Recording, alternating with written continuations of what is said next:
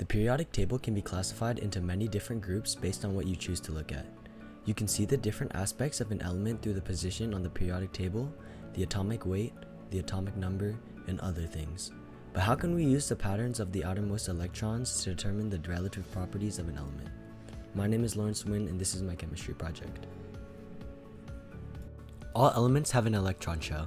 An electron shell is the outside part of an atom around the atomic nucleus.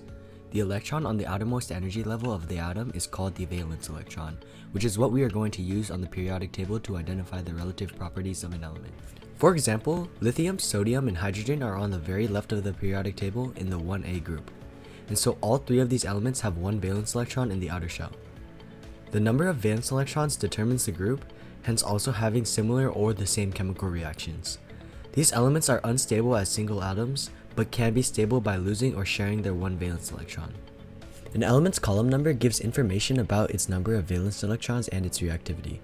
Within each column in the periodic table, the number of valence electrons are listed at the top. Across a period of the periodic table from left to right, the number of valence electrons increases.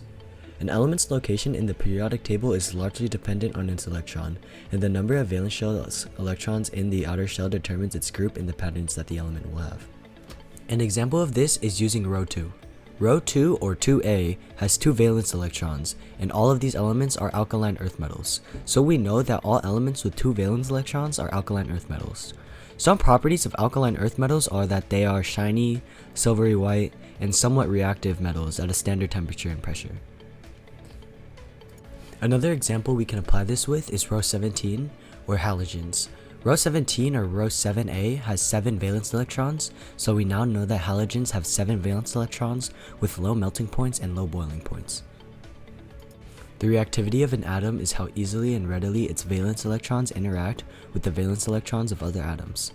Atoms of metals have a tendency to transfer electrons to nonmetals when they react, and atoms of nonmetals have a tendency to gain or share electrons when they react.